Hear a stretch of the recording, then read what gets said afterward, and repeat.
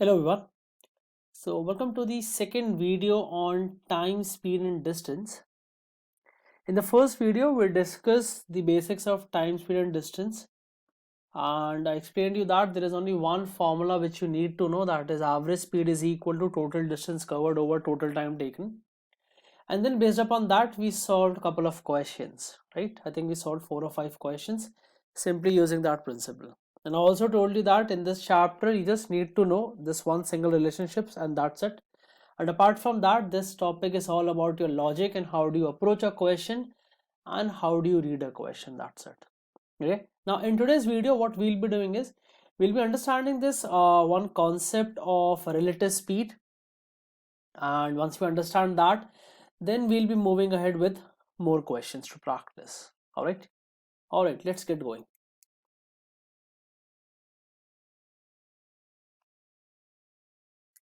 Now, when you talk about the concept of relative speed, there are basically two cases.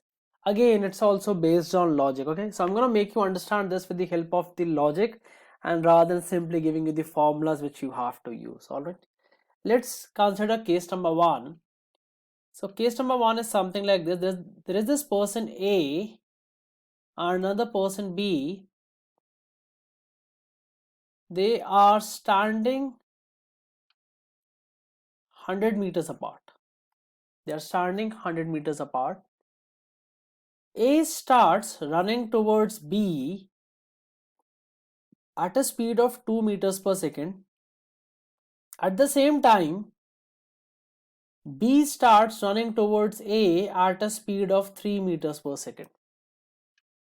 A starts running towards B at a speed of 2 meters per second and B starts running towards A at a speed of 3 meters per second. The question is simple. After how many seconds will they meet? After how many seconds will they meet? Now most of you would be knowing the answer to this. The answer to this is 20 seconds. So you would say that, all right, total distance is 100. Since they both are moving towards each other, so you're going to sum up the speed. So that is 100 by 5, that's 20. But I want you to understand, why do you have to add speed when they both are running towards each other? What's the reason for that? Understand. So see what's going to happen. The distance is 100 meters, right? The distance is 100 meters. At t equals to 0, they both are at the starting point. After 1 second, what's going to happen? A will cover a distance of 2 and B will cover a distance of 3. Because A's speed is 2 meter per second, so that's 2 meter per second, and B's speed is 3 meter per second, so that's 3 meters per second. After 1 more second, A will again cover 2 and B will again cover 3. And so on and so forth. 2, 3, 2, 3, 2, 3, 2, 3. If I ask you, like, after 1 second,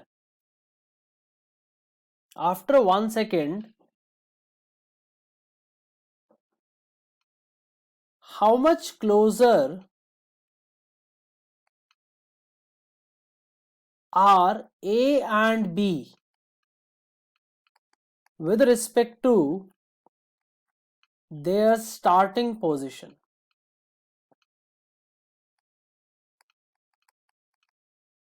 At starting position, they were 100 meters apart, right? At starting position, they were 100 meters apart.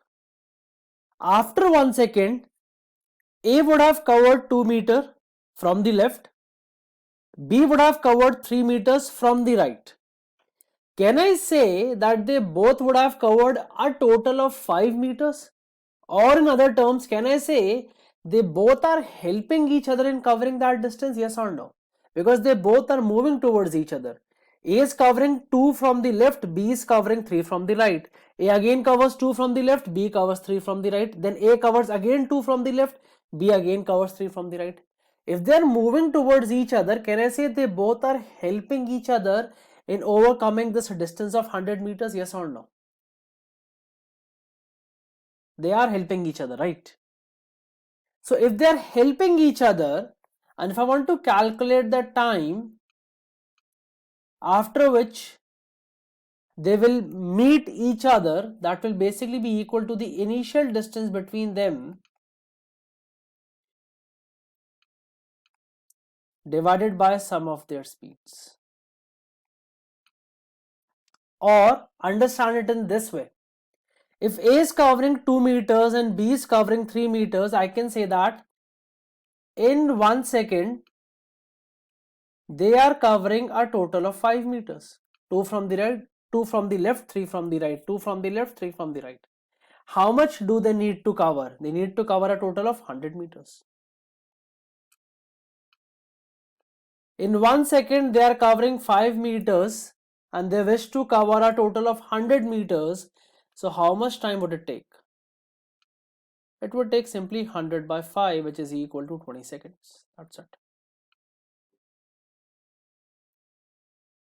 It will simply take 20 seconds. That's it. Nothing else. Now you can do the reverse calculation and you can prove this also. Let's say, so my answer is basically they are meeting after 20 seconds. Now if A is running at a speed of 2 meters per second, if A is running at a speed of 2 meters per second, can I say that the distance covered by A in 20 seconds will be 40 meters? That is 20 into 2, right? And distance covered by B in 20 seconds will be equal to 3 into 20, that will be 60 meters. So total distance covered is 100 meters and that's it. You're done.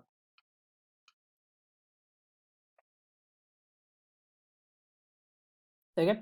So whenever two objects move towards each other, if someone asks you to calculate the time after which they're going to meet, so you can calculate the time using the formula that is the initial distance between them divided by sum of their speeds. Divided by sum of their speeds. That's it. And now you know the reason also. Alright, let's take the second case.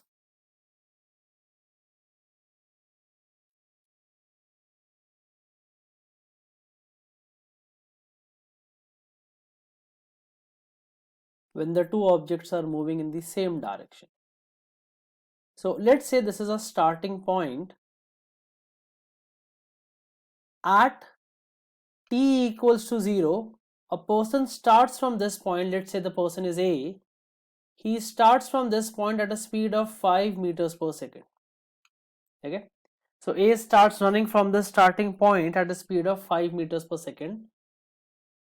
After 10 seconds, that is at t equals to 10, after 10 seconds, B starts from the same position at a speed of 7 meters per second. B starts from the same position at a speed of 7 meters per second. The question is simple. After how many seconds B will be able to catch A? After how many seconds B will be able to catch A? Now most of you would be knowing answer to this. That is basically 25 seconds. That is 50 divided by 2. Now there are a couple of ways of solving this question. But let's understand the basics. What's exactly going to happen? Now at t equals to 0, A started at a speed of 5 meters per second. Now after 10 seconds, or let's suppose in 10 seconds, that's the correct way of putting it up. In 10 seconds, what's going to happen? A would cover a total of 50 meters. A would cover a total of 50 meters. Now at t equals to 11,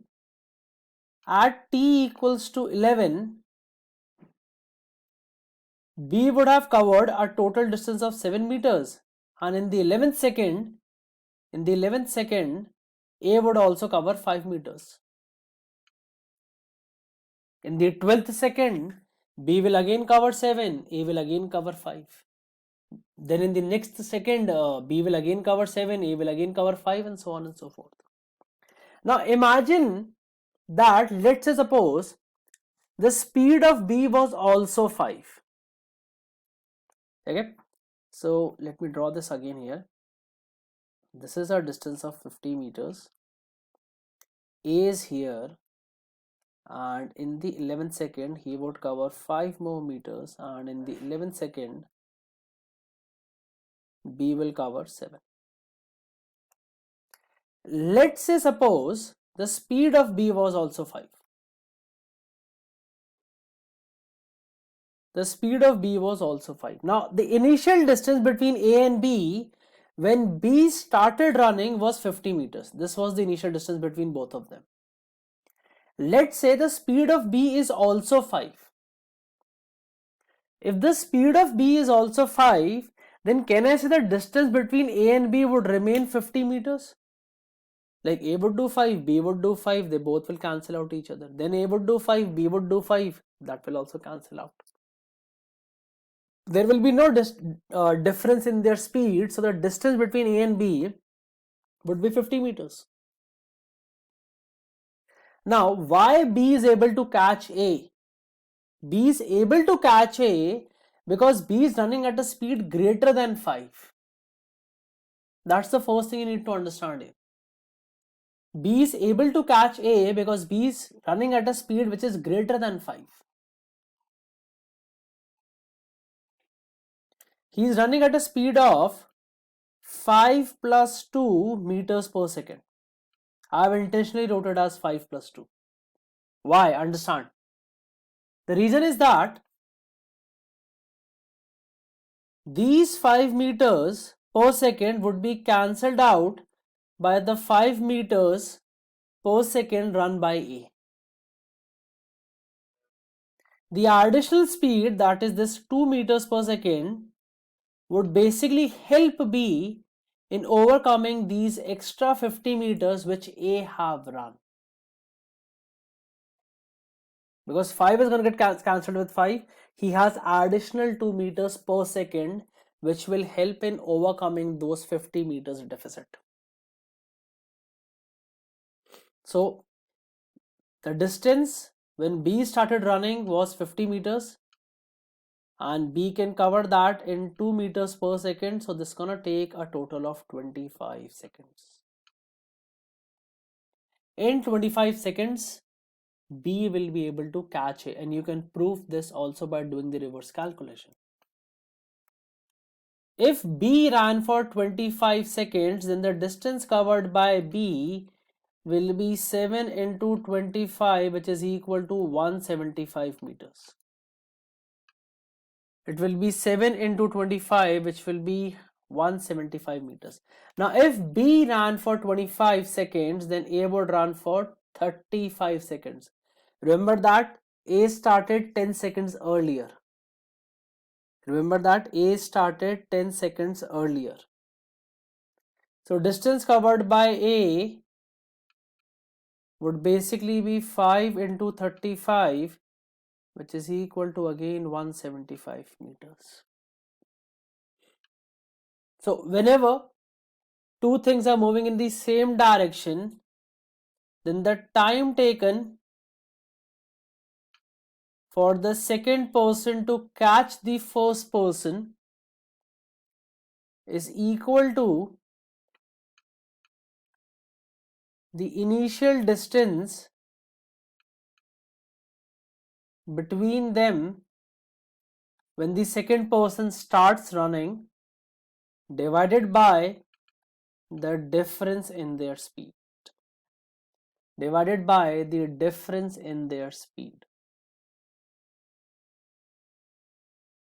That's the reason when two things move in the same direction, we subtract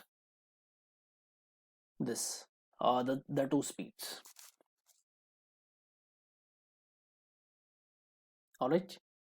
So I hope this is also clear.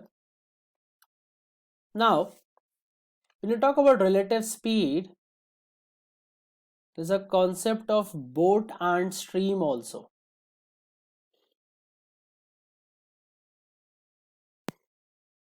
So what happens in case of a boat and a stream is that, let's suppose this arrow represents the direction of stream,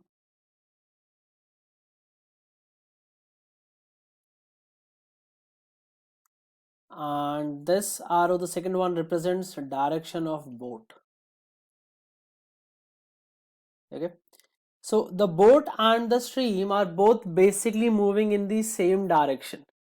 Now this is one of the reasons why I don't want you to remember stuff like if the two things are moving in the same direction, subtract. If two things are moving in the opposite direction, then add. I don't want you to remember things like this is one of the reasons.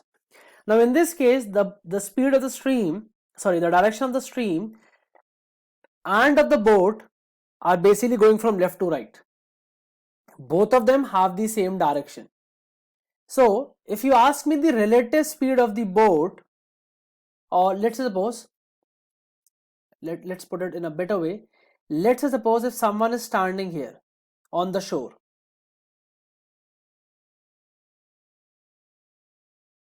watching the water going from left to right and also the boat going from left to right, and let's say the speed of the stream is SS and speed of the boat is SB, and this guy is stationary. What he would observe is that the speed of the boat would basically be equal to SB plus SS, and I'm considering this SB to be the speed of boat in what you call this non-moving water,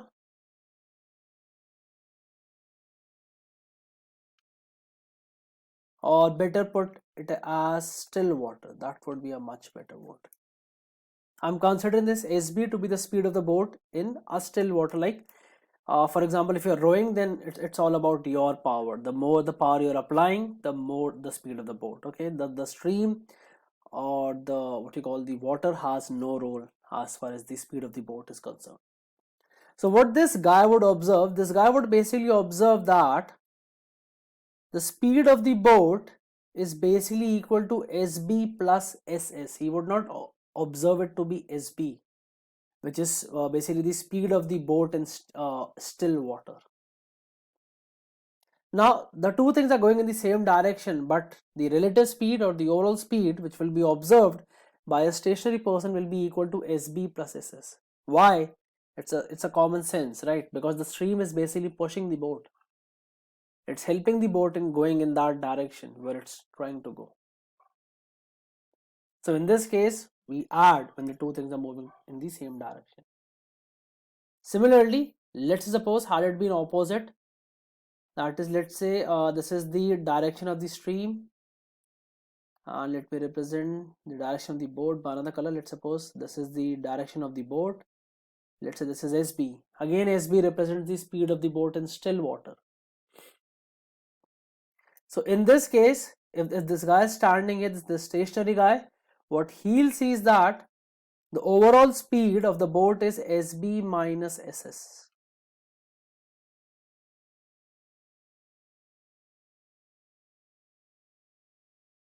Now the two things are moving in the opposite direction, but we have to subtract. Why? Because the stream will try to block the boat. Basically, it's going to apply a force to the boat. It's going to try to block the boat in going from right to left. So again, the whole point is that use your logic, not just simply mug up something. It's not going to help you. Okay, that's the whole concern, nothing else. All right. Okay, so let's start with some questions. All right, so pause the video and draw this question, please.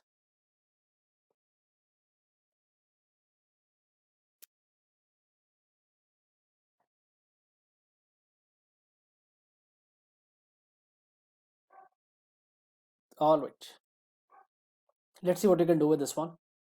So a thief, after committing dash dash dash, started fleeing at 12 noon at a speed of 60 km per hour.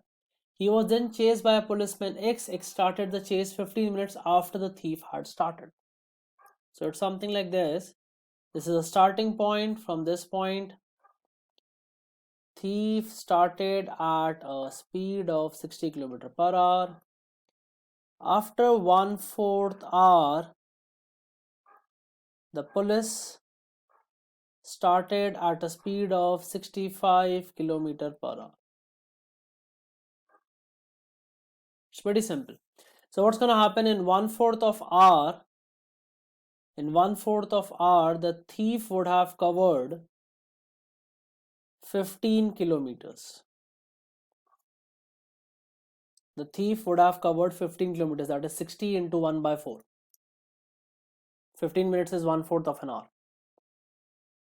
Now the question is, after how much time police would catch the thief? Now see, the police is running at an additional speed of 5 kilometers per hour.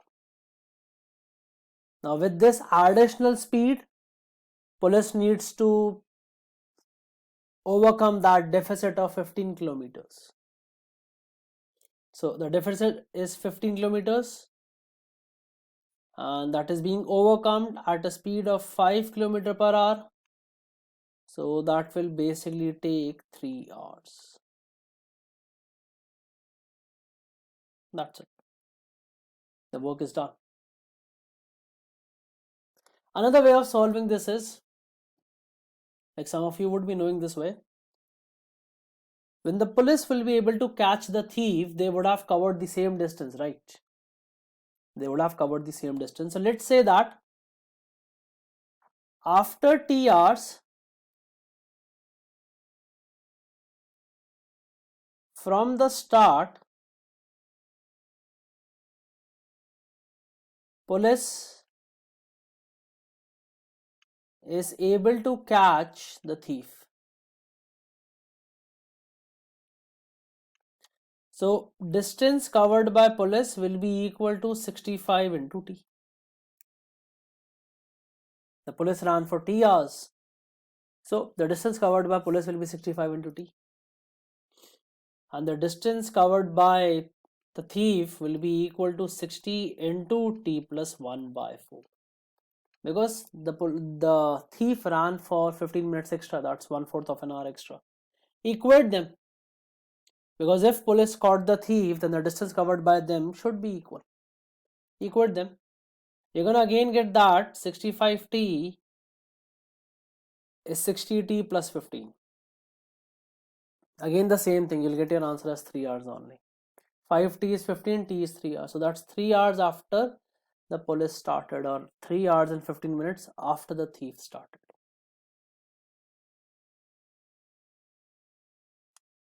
Alright, let's move on. Pause the video and try this question, please.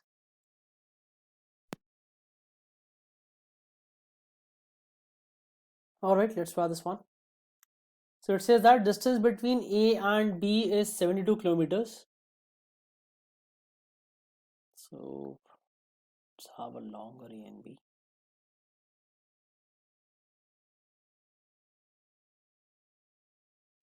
So this is A, this is B. Distance is 72 kilometers. Two men started walking from A and B at the same time towards each other.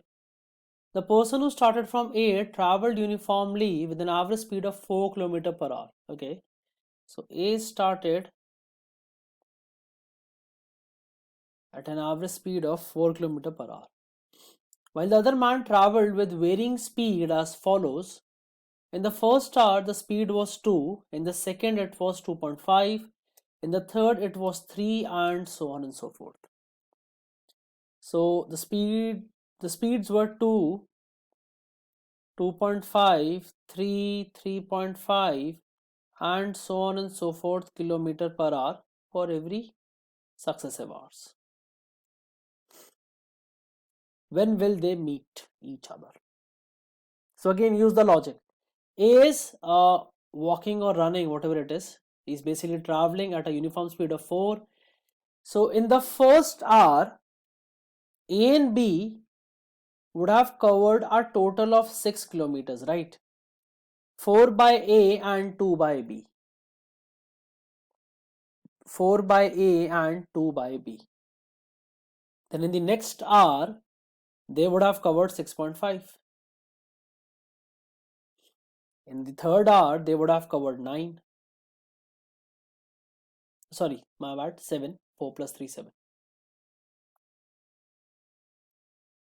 Then in the next hour it will be 7.5, and so on and so forth. So in the first hour they're covering 6 kilometers, in the second they're covering 6.5, in the third they're covering 7, then 7.5, and so on and so forth. Isn't it like arithmetic progression?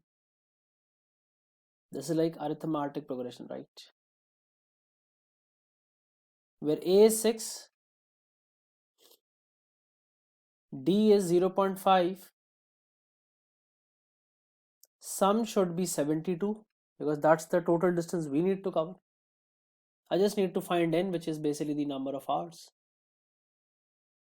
So 72 is equal to 6 plus n minus 1 into 0.5. Oh, sorry, my bad. This is the formula for A, and we need the formula for Sn. That's sum. So Sn is n by 2, 2a plus n minus 1 into d. So 72 is n by 2, 12 plus n minus 1 divided by 2, because d is 0.5, so that's n minus 1 divided by 2. Alright, so we should be able to solve this. That's the only thing we have to do.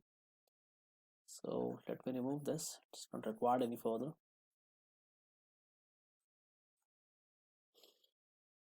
So that will be 72 is equal to n by 2, 24 plus n minus 1 divided by 2. So I need 144, that's 288 is equal to n into 23 plus n. So n square plus 23n minus 288 is 0. Alright. So I need to factorize 288.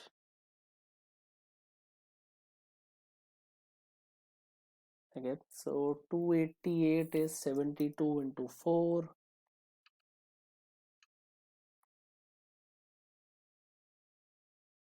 Okay, that's 36 into 8.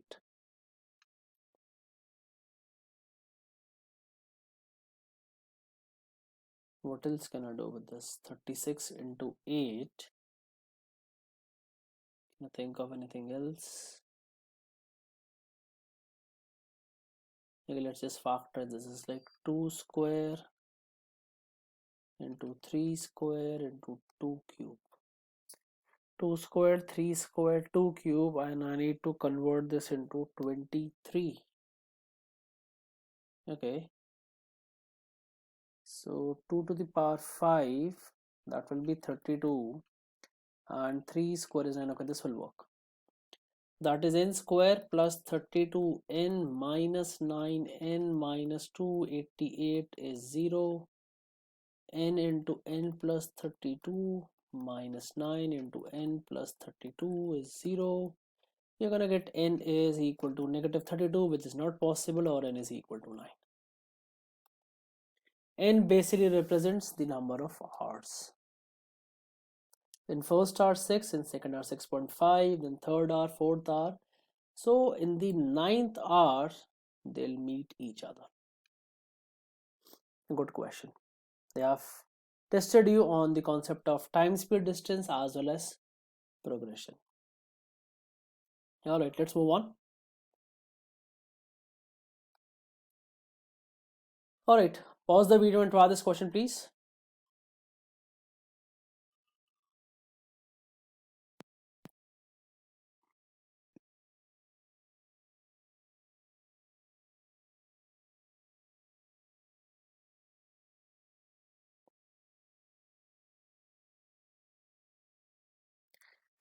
All right, let's try this question.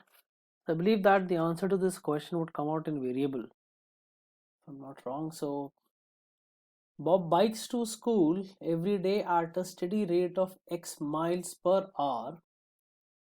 On a particular day, Bob had a flat tire exactly halfway to school. He immediately started walking to school at a steady pace for Y miles per hour. He arrived at school exactly T hours after leaving his home. How many miles is it from the school to Bob's home?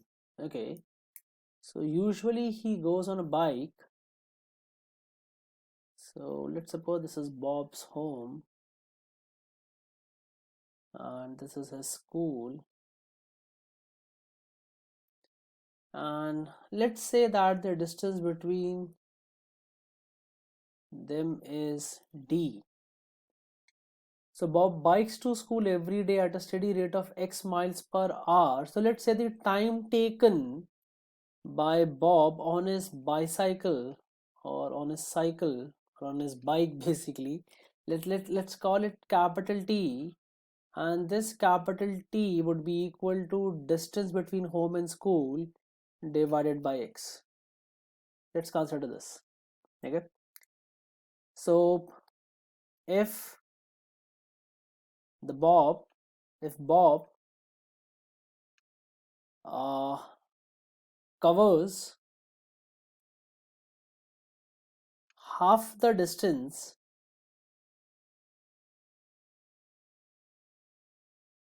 with his bike, then time will automatically become T by 2, capital T by 2, or D divided by 2x. Okay, it will be D divided by 2x. So anyways, what happens on a particular day is that he was going to school, and in the midway, that is half the distance, he had a flat tire. He had a flat tire and he immediately started walking at a steady pace of X miles per hour. Okay, so from this the remaining D by 2 distance he covered at Y miles an hour. And the total time he arrived at school exactly T hours after leaving his home. So for the day on which he got this flat tire, we can say that D divided by 2x, sorry, my mistake.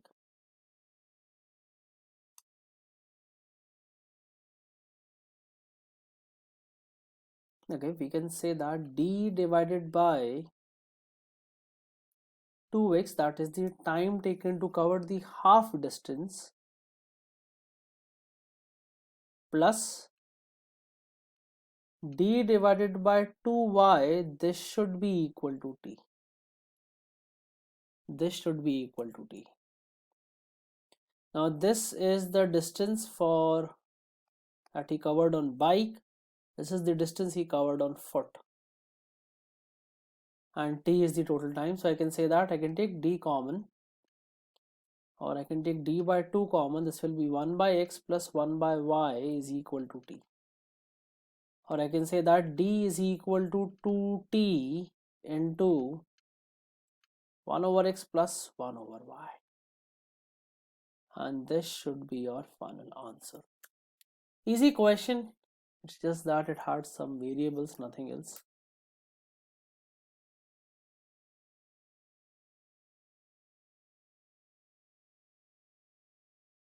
Alright, let's move on.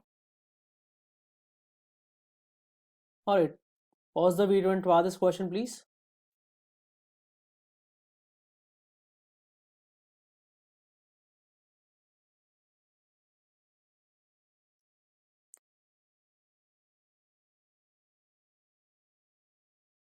I think in this case also you're going to get answers in terms of 6, x and y. Another question on variables. Anyways, try this one.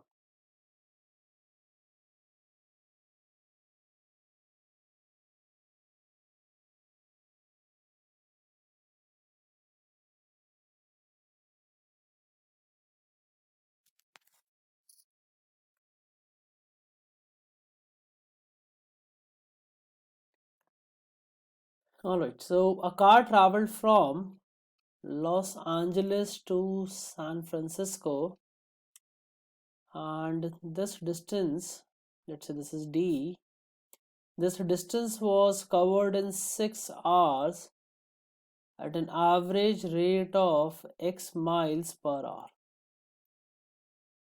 Okay, so one thing I can say is that the distance d would be equal to 6 into x. That is basically 6x miles.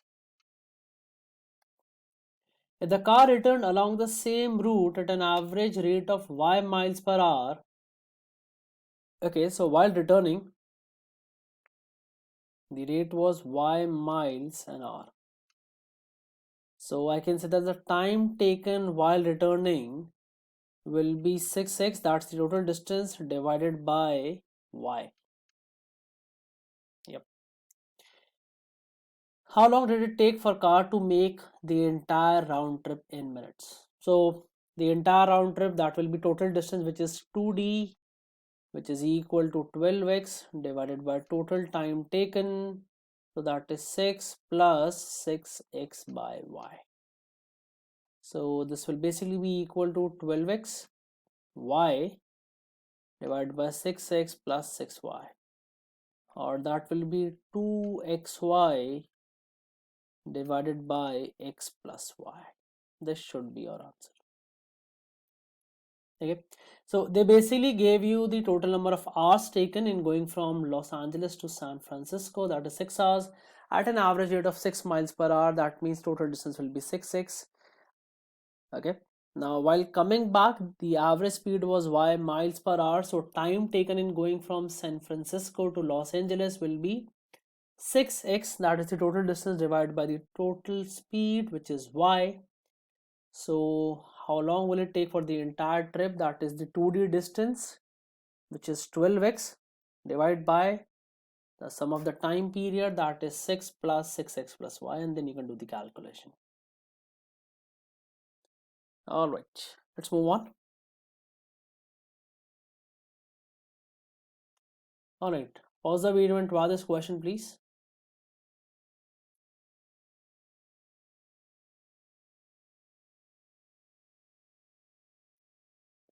This one is I guess it's a bit lengthy one, but anyways, give this one a try.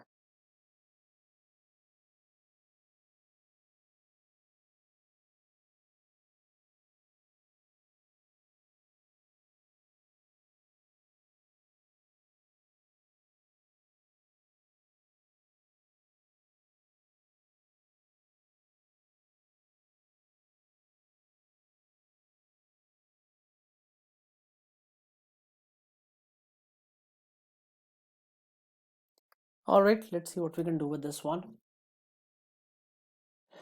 Alex and Brenda both stand at a point X. Okay, so let's say this is that point X. Alex begins to walk away from Brenda in a straight line at a rate of 4 miles per hour. Okay, so Alex, suppose he walks in this direction at a speed of 4 miles per hour. Let's do one thing, let's simply draw 4 miles. This is what 4 miles look like, and he is like going at a pace of 4 miles an hour. An hour later, now why did I draw this 4 miles? Because I somehow read this 1 hour later, so I know that something is going to happen an hour later. So let's have Alex 4 miles away from the starting point, which is X. An hour later, Brenda begins to ride a bicycle in the straight line in the opposite direction at a rate r miles an hour. Okay, so then Brenda also started, and Brenda started at a rate of r miles an hour. If r is greater than 8, which of the following represents the amount of time in terms of r that Alex will have been walking when Brenda has covered twice as much distance as Alex? All right. All right. So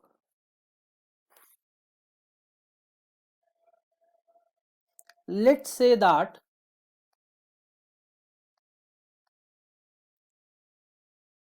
in T hours,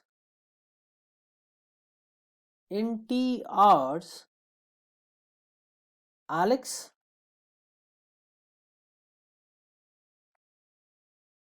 covers, or let me put it in this way. Let's talk about Brenda first. In T hours, Brenda covers a total of, let's say, d kilometers. In T hours, let's say Brenda covers a total of d kilometers. Then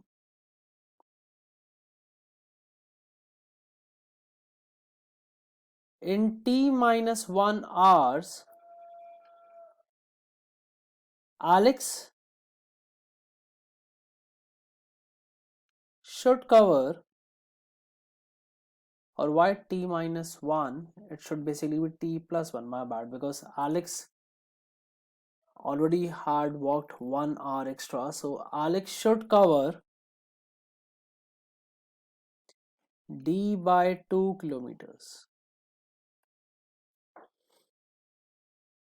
So the following represents the amount of time in terms are that Alex will have been walking when Brenda has covered twice as much distance as Alex. I don't think I have done something wrong in this,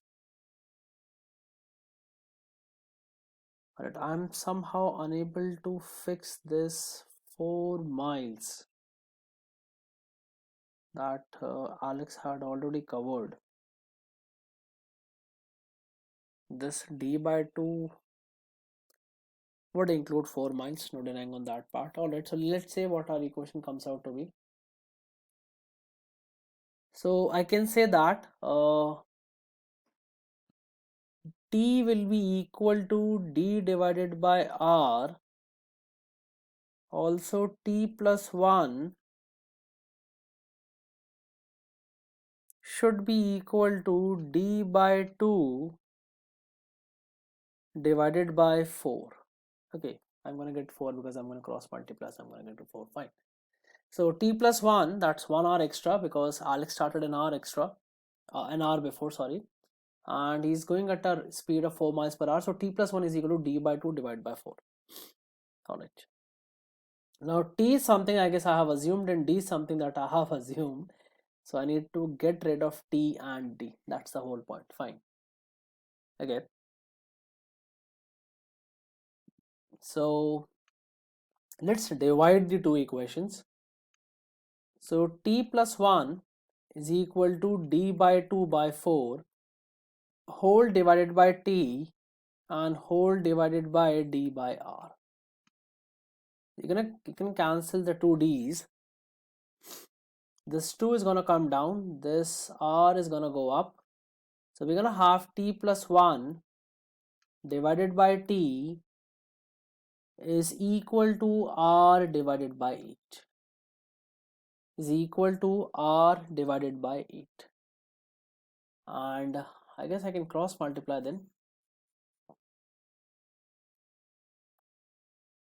So it's gonna be 8T plus 8 is equal to RT, or I'm gonna have 8 is equal to RT minus 8T. So I'm gonna have T is equal to 8 divided by R minus 8. So what's the question? What's the question? What's the question? Then Alex have been walking, then which of the following represents, okay, so options I have obviously deleted, which of the following represent the amount of time in terms of R that Alex have been walking. So Alex have been walking for T plus 1 hour. Okay, so my question is not done. So it's 8 divided by R minus 8 plus 1, which will basically be R divided by R minus 8. And now I can see the sense of this R greater than 8 also. Because if R is less than 8, then this would become negative, which is incorrect basically. So I guess it was simple. I believe that I presume that it's going to be difficult anyways.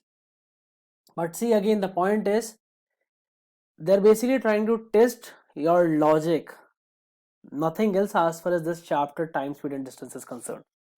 Okay, and you're bound to get confused or denying on that part, because the only thing that they're going to play with is the language part, the way they're going to put up the question in front of you.